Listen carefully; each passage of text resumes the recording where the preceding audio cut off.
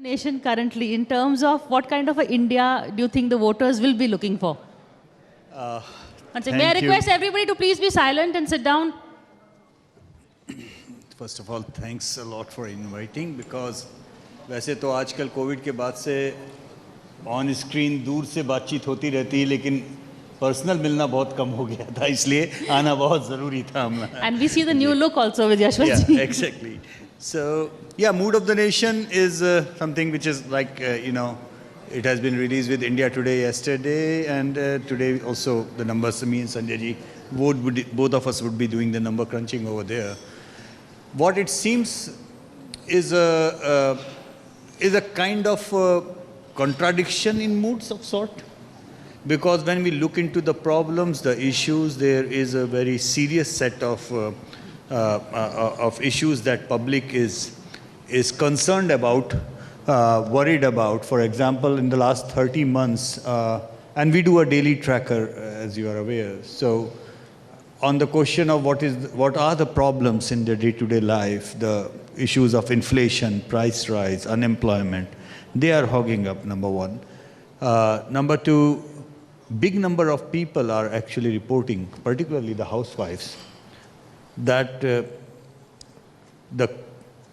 kitchen is going out of hand. It's the budget or the household number crunching, as we call it, कि रसोई का खर्चा मुश्किल हो रहा है. And last time I had seen those kind of numbers going up as a top priority, top concern thing was in 2013. So obviously for anybody in the opposition rank and file, if I tell him that, okay, after 2013 I am watching inflation and price rise as the most important issue, and they go, oh yeah, this is why this government is going to go down. And that is where the contradiction creeps in. Because when we ask the question number one, what is the important issue, what is concerning you? Price rise, yes. Inflation, yes. And unemployment, blah, blah, blah, blah, everything. The second question then we ask that, who according to you can give a solution to this or give a respect? That is where the same set of respondents start taking the name of Mr. Modi. Now, that's a very weird scenario, where I got a problem. Yes, I got a problem. Who is giving the solution? Opposition beams up. This guy has a problem. And who is going to give the solution? I'm sorry, but I am not looking at a solution which you are offering. I am looking at a solution which Mr. Modi is offering. So that is kind of a weird situation. Yes, there is one thing, Priya, that in 2013, in run-up to the 14 election, in my numbers and even in Sanjay Bhai's CSDS numbers, if I remember them correctly, apart from the inflation, mehengai and like that, the biggest problem that cropped up was the issue of corruption. And that in the last 9 years has completely gone out of the radar as far as the perceived corruption in the government is concerned. Perceived is a good word. Perceived is a good word, because we all know that, when they took it as a local corruption issue in Karnataka, the 40% Sarkar, that damaged BJP over there. But as far as the central government or Mr. Modi's personal reputation is concerned, that perceived corruption issue is not at all. He is more or less kind of Teflon. It doesn't really affect him. It doesn't stick on him.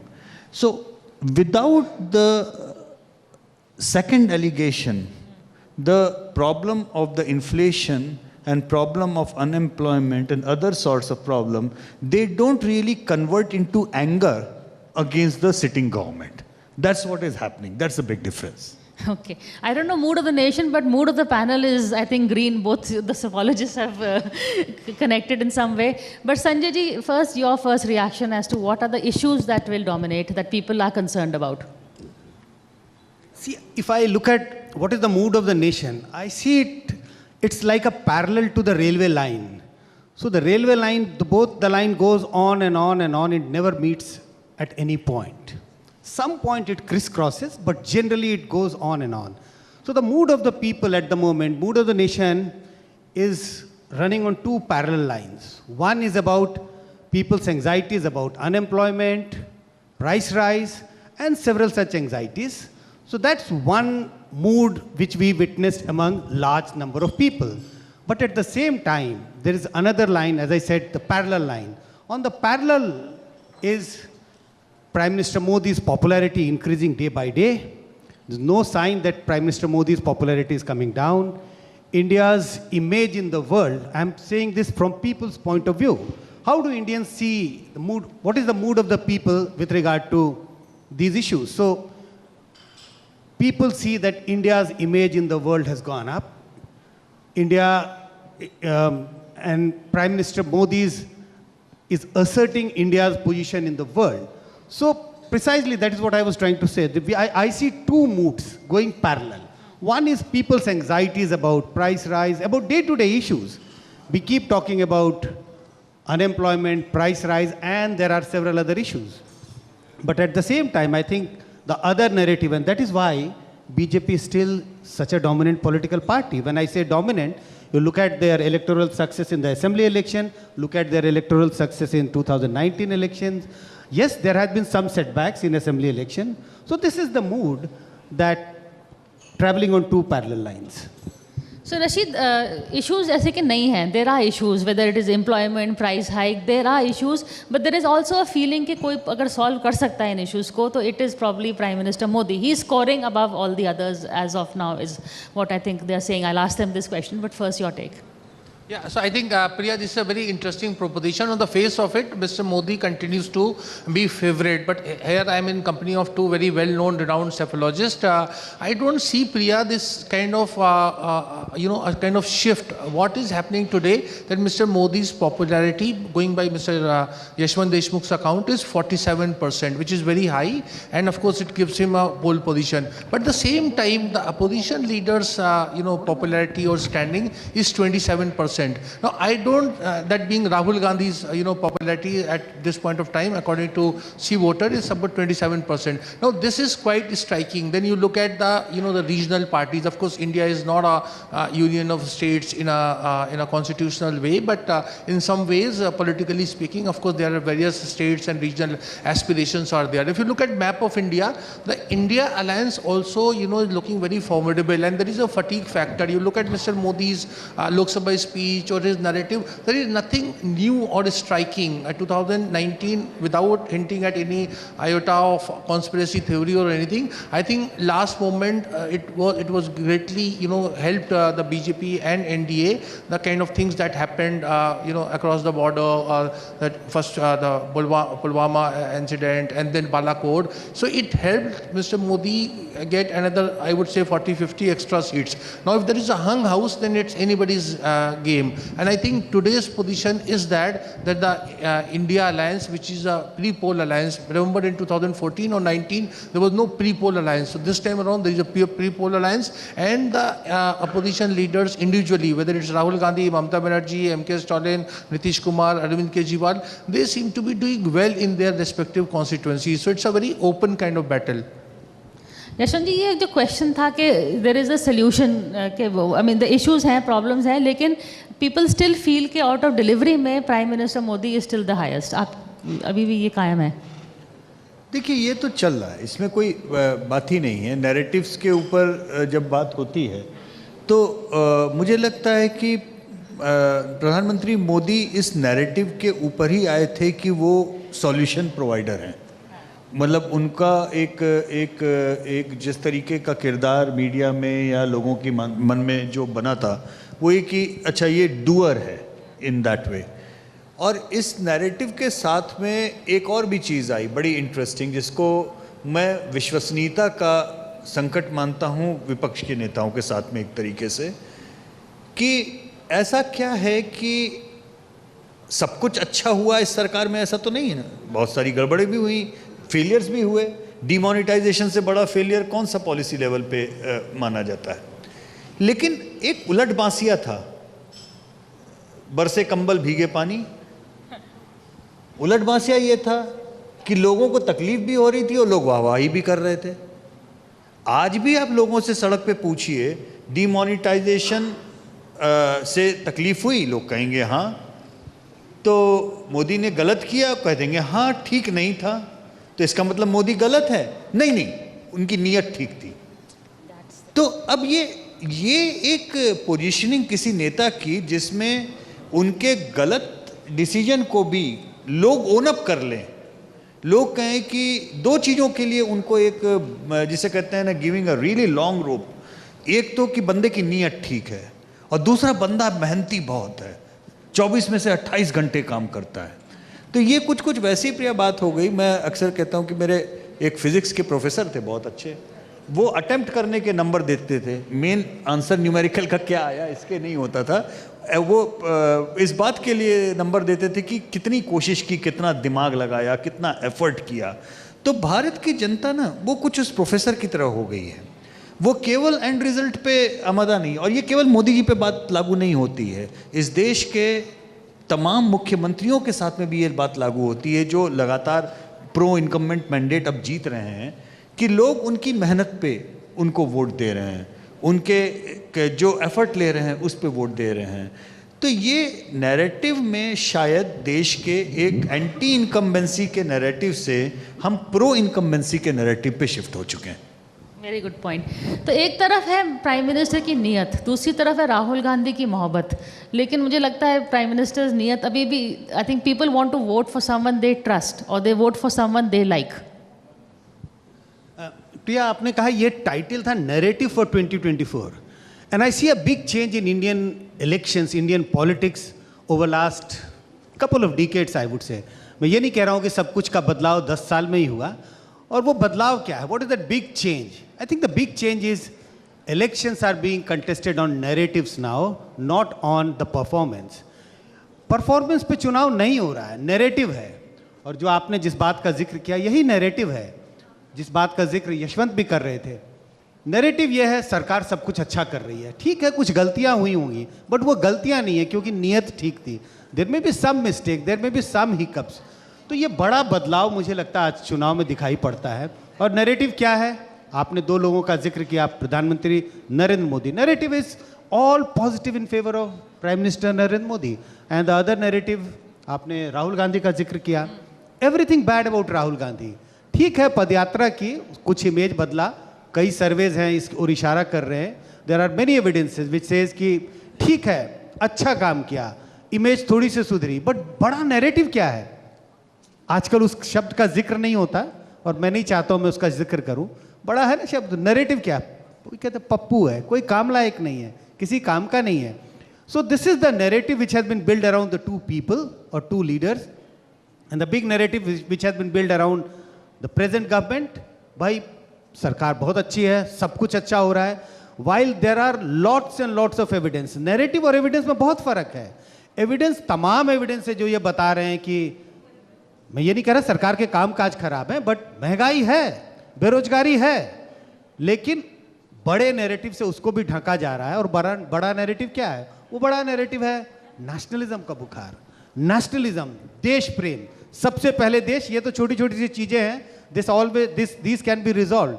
So I think narrative has taken over the performance, और इसी के लिए पूरा जो चुनाव है वो narrative के सहारे लड़ा जा रहा है। जो नैरेटिव अपनी ओर बना पाएगा, मुझे लगता है उसको आने वाले चुनाव में फायदा होता हुआ दिखाई पड़ता है।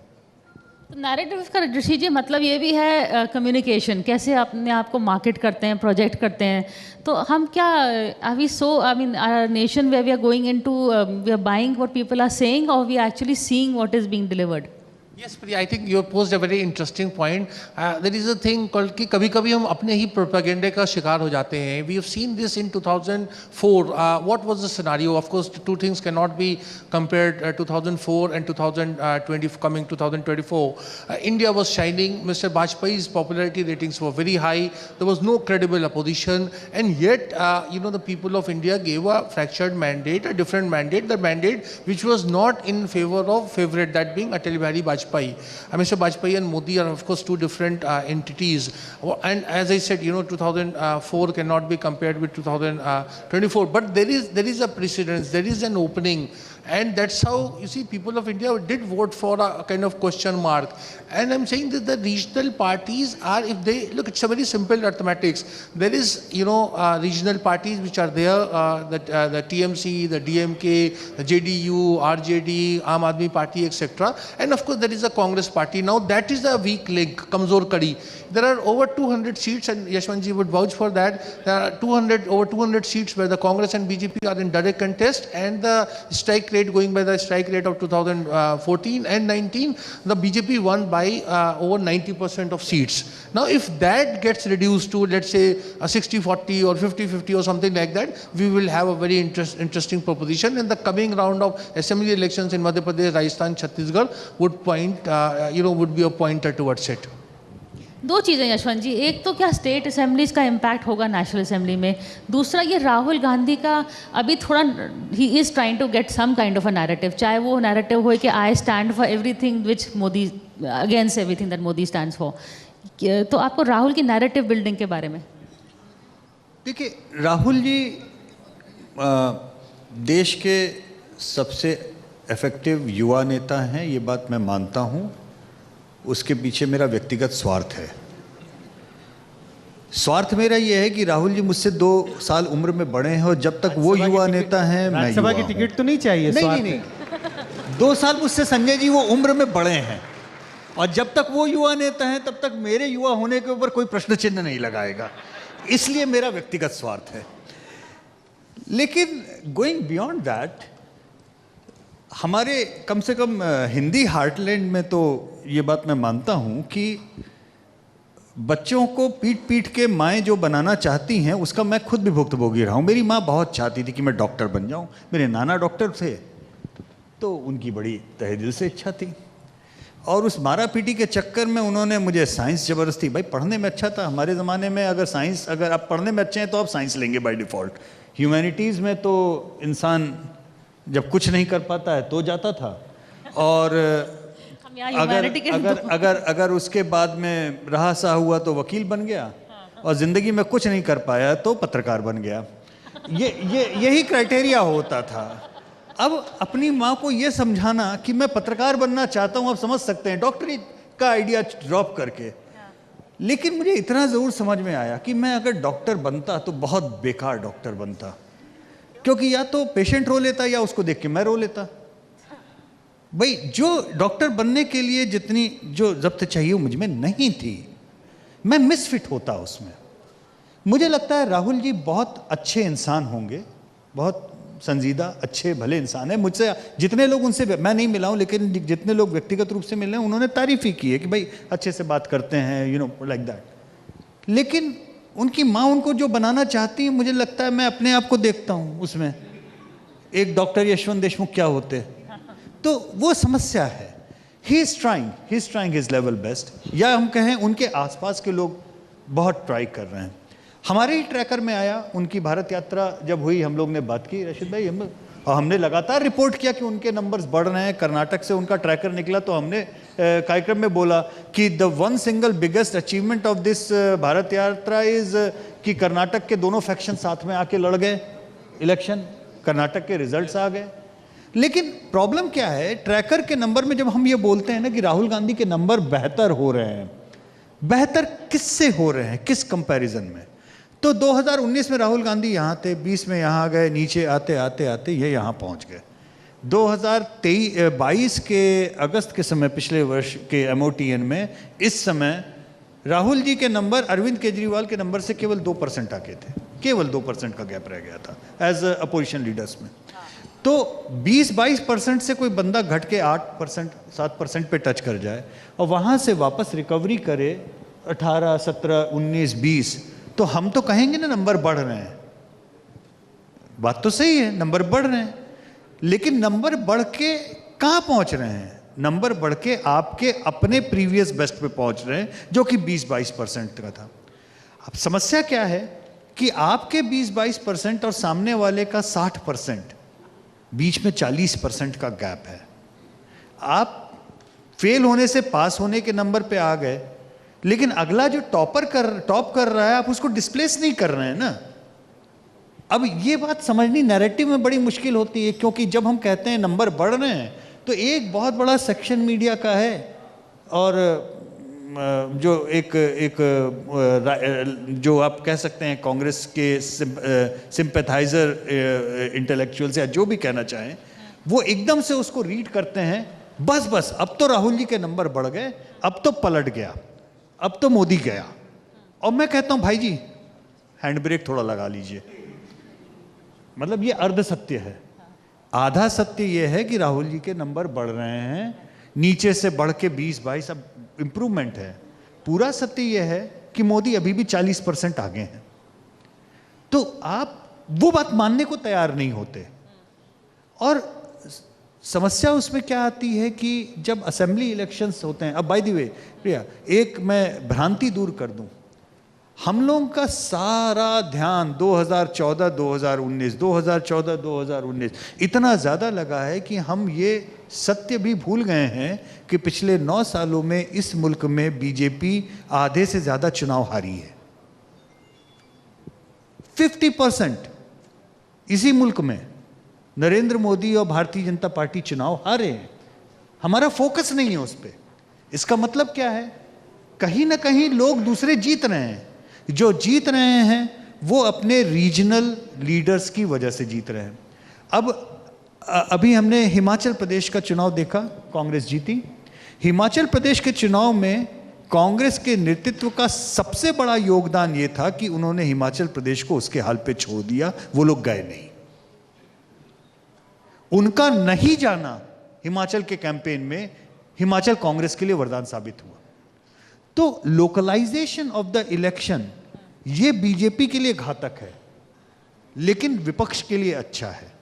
और नेशनलाइजेशन ऑफ द नैरेटिव राष्ट्रीय लेवल पे वो बीजेपी के लिए फायदे का सौदा है, दूसरों के लिए घातक है। दूसरे शब्दों में कहें, जो लोग बिजनेस साइड के जर्नलिस्ट हैं, कि भाई बीजेपी का नेशनल लीडरशिप उनका एसेट है, उनकी स्टेट लीडरशिप उनकी लायबिलिटी है। कांग्रेस के साथ में ठीक उल्टा है, उनकी रीजनल लीडरशिप उनका एसेट है, या विपक्ष का रीजनल लीडरशिप उनका एसेट है, उनकी सेंट्रल लीडरशिप उनकी लायबिलिटी है। जितनी बार भी आप इसको ऊपर के लेवल पे 1-on-1 करने की कोशिश करेंगे, प्रेसिडेंशियल बनाने की कोशिश करेंगे, नरेंद्र मोदी की रेटिंग के सामने आप नहीं टिक पाएंगे। तो मर्जी है आपकी। एक बहुत पहले विज्ञापन आता था, बहुत अच्छा एडवर्टाइजमेंट था, यू रिमेंबर, जो एक हेलमेट का था, जो बहुत अपने ट्रांसपोर्ट मिनिस्ट्री का ही बनाया हुआ था, जिसमें एक हेलमेट रखा, उसके ऊपर हथौड़ा मारा, उसके अंदर नारियल रखा था, और फिर हेलमेट हटा दिया, नारियल के ऊपर हथौड़ा मारा, नारियल फूट गया, और एक आता था, अब मर्जी आपकी, आखिर सर है आपका। तो इस नैरेटिव को, इस फैक्ट को आप जितनी जल्दी समझ लें उतना आपके लिए अच्छे बात है। मर्जी आपकी, सर है आपका। नहीं तो बनाइए प्रेसिडेंशियल। 2014, 2019 आप देख चुके हैं, 24 भी आप देख लेंगे। संजय जी, आई रिमेंबर एक लोकनीति का सर्वे भी आया था रिसेंटली, जिसमें यही बोला था राहुल गांधी के आंकड़े बढ़ रहे हैं, लेकिन अभी भी gap between him and prime minister, even though prime minister was I think status को, इतना ज़्यादा है कि राहुल गांधी कितनी भी कोशिश करें वो उस स्तर पे नहीं आते हैं। तो what can Rahul Gandhi do in terms of, अगर आपसे वो एडवाइस लेंगे तो how do you bridge this gap? क्या कर सकते हैं? कर तो रहे हैं, भारत जोड़ो भी कर लिया, मोहब्बत की दुकान भी खोल ली, आगे क्या? अगर मेरे पास इसका जवाब होता तो मैं यहाँ तो बिल्कुल ही नहीं देता, उनको बताता चुपके से और राज्यसभा का टिकट लेता। आजकल राज्यसभा का टिकट का बहुत चर्चा हो रही है। हाँ, राज्यसभा की टिकट की चर्चा तो होगी। देखिए, सवाल यह है कि अब मैं दूसरा उदाहरण देता हूँ। कई बार ऐसा होता है कि आपको हल्की सी बीमारी होती है, सर दर्द है, बुखार है, तो आप एक दवाई लेके ठीक हो जाते हैं। लेकिन जब पेशेंट क्रिटिकल होता है, आईसीयू में होता है, उसकी टांग भी टूटी है, एक्सीडेंट हो गया है, हेलमेट का उदाहरण दे रहे थे, वो ड्राइव कर रहा था, हेलमेट भी नहीं लगाया था, सर भी टूटा है, सर भी फट गया है, पाँव भी टूटी है, हो सकता है हार्ट का भी प्रॉब्लम हो। तो जब मल्टीपल ऑर्गन्स फेलियर होती हैं या मल्टीपल तरह की प्रॉब्लम्स होती हैं, तो कोई एक सरल उपाय नहीं होता है। तो कोई एक ऐसा सुझाव नहीं है जो कहा जाए this is one remedy through which Rahul Gandhi can emerge as a tall leader. I think एक बड़ी दिक्कत यह है कि उनके सामने जो खड़ा है, जैसे कहते हैं ना, अगर क्रिकेट की भाषा में बताएं, एक इतना मजबूत प्लेयर है, इतना स्ट्रांग टीम है कि उसके सामने अच्छी टीम भी साधारण दिखने लगती है। मुझे लगता है इसका प्रॉब्लम है अभी। I am not one of those who think that Rahul Gandhi is a very bad leader और उनमें कोई एबिलिटी नहीं है, बट द प्रॉब्लम इज सामने जो खड़ा है वो उसका कद बहुत बड़ा है। दूसरी बात, और एक बात जो मैं एक्सेप्ट करता हूं, मुझे लगता है जो दूसरा जिसका कद बड़ा है वो मेहनत भी ज़्यादा करता है। जो बढ़िया प्लेयर है वो नेट में प्रैक्टिस भी ज़्यादा करता है। जो प्लेयर अच्छा नहीं भी है, शायद उससे कम अच्छा है, वो नेट में प्रैक्टिस भी कम करता है। तो कहने का मतलब यह है कि मेहनत और करने की आवश्यकता है। आपने मेहनत की, दिल लगाने की ज़रूरत है, दिमाग लगाने की ज़रूरत है। फिजिकली तो अब काफ़ी, जैसे भारतीय जोड़ो यात्रा की बात हो रही है, तो कई तरह की दिक्कतें नहीं, कई तरह के एक तरह से अड़चने हैं जिसको दूर करने के लिए आपको बहुत कुछ अभी करने की ज़रूरत है। कांग्रेस पार्टी का अगर मैं जिक्र करूं तो मेरे हिसाब से एक अच्छा कदम है। उन्होंने एक पार्टी प्रेसिडेंट चुना है जो नॉन गांधी फैमिली से है, तो कांग्रेस आगे बढ़ रही है। लेकिन जिसका यशवंत जी जिक्र कर रहे थे, उसी तरह से मैं राहुल गांधी के बारे में भी कह रहा हूं कि प्रिया ने राहुल गांधी के बारे में सवाल पूछा। आगे की हो रहा है, मार्च आगे की हो रहा है, वो आगे बढ़ रहे हैं, लेकिन अभी भी गैप बहुत है। शायद 2024 में तो कम से कम मुझे नहीं लगता कि ये फासला वो तय कर पाएंगे। मतलब हेलमेट का नाम खारगे हो सकता है, but it still takes a while. जब आखिरी सवाल जल्दी से मैं सेफोलॉजिस्ट से उनसे पूछना चाहती हूँ, फ्रॉम योर कॉन्वर्सेशन मुझे लगता है कि प्राइम मिनिस्टर मोदी या बीजेपी आगे होएगी, लेकिन क्या वो मेजॉरिटी क्रॉस कर पाएगी या उनको ज़रूरत पड़ेगी एलाइज की? वेल, जो अभी के नंबर हैं उसके हिसाब से तो मुझे लगता है कि उनको clear majority as on today मिल जाएगी। लेकिन एक बात ध्यान रखिए कि जो नॉन कांग्रेस या नॉन अपोजिशन जो इस देश में है, वो भी 3-4 पार्टियों का बड़ा विचित्र है, जो कि बीजेपी के साथ में नहीं होकर के भी बीजेपी के साथ में रहा है पिछले 9 सालों में। आंध्र की पार्टियां दोनों बोल रहा हूँ, आंध्र की और बीजू जनता दल की पार्टी, ये एक ब्लॉक इस तरीके की पार्टियों का करीब 50 सीटों का है, जो बीजेपी के लिए एक बफर की तरह साबित होता है। जब उन्हें ज़रूरत पड़ती है तो उसके लिए टैप इन कर लेते हैं। तो ये मुझे लगता है कि एक दबा हुआ सा नैरेटिव है। उनकी रीजनल पॉलिटिक्स है, जीत के आते हैं, लेकिन केंद्र वालों के साथ में वो जाते हैं। तो संजय जी ने जैसा बोला, मुझे कोई लगता नहीं कि कुछ बहुत बड़ा उलटफेर अभी फिलहाल आज की तारीख में होता हुआ नहीं दिखाई दे रहा है। आपका प्रेडिक्शन? अब प्रिया पूछ रही है कि 10 अप्रैल को बारिश होगी या नहीं होगी। 10 अप्रैल 2024 को बारिश होगी या नहीं होगी, मैं कैसे बताऊं? डिपार्टमेंट से पूछ रही हूं और किसी से नहीं। मेट डिपार्टमेंट भी आपको नहीं बताएगा कि 10 अप्रैल को बारिश होगी या नहीं होगी। 10 अप्रैल 2024 को वो कैसे बता सकता है? वो कब बताने की स्थिति में होगा? वो 5 अप्रैल को बताने की स्थिति में होगा कि 10 अप्रैल को बारिश होने की क्या गुंजाइश है। अगर आप मेट डिपार्टमेंट से ये पूछें कि कल बारिश होगी कि नहीं, परसों बारिश होगी कि नहीं, एक्यूरेसी ज़्यादा होगी। यशवंत जी की बात से मैं सहमत हूँ। आज की स्थिति में हम कह सकते हैं, और आज की स्थिति में मुझे तो बहुत साफ लगता है। और आज की स्थिति क्या है? इंडिया गठबंधन बन गया, अगर ये मैं मान भी लूँ, इंडिया गठबंधन बन गया, सीटों का बंटवारा मोर और लेस ठीक ठाक हो गया, फिर भी मुझे लगता है बीजेपी अपने मेजॉरिटी मार्क के ऊपर मुझे दिखाई पड़ती है। चलिए, थैंक यू सो मच। हम तो जर्नलिस्ट हैं Rashid, we can give a prediction, we don't have a problem of the met department. Do you want to say some quick, we are finishing? I think the whole, we were talking great lengths at about narrative. I think the whole narrative that this 24 election is versus Narendra Modi versus Rahul Gandhi is a misnomer. Mr. Rahul Gandhi is not a candidate by a party, by the India Alliance. This is a kind of narrative that builds the whole thing, that 24 is about Modi and Rahul Gandhi. So I think it's more about it's 24 election is about the various state regional parties and the BJP, and that's the real test and a very keen contest. And my own take is it's going to be a hung house. एक केवल last बोलूंगा, क्योंकि narratives की बात हुई और सारी चीजें लगा कि प्रो बीजेपी प्रो मोदी ही नैरेटिव है। ऐसा नहीं है। एक नैरेटिव जो है वो बीजेपी का फेल हुआ है, वो है डबल इंजन का नैरेटिव।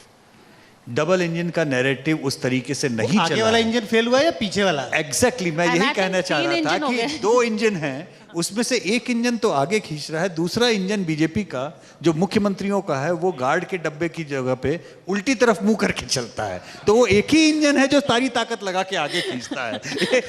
ये डबल इंजन का नैरेटिव यहाँ अटका। Chaliye, on that note, thank you so much, Ashwant ji, Sanjay ji, and Rashid ji for this conversation. All right. A big round of applause, please. For more such videos, subscribe to the NewsX YouTube channel, hit the bell icon.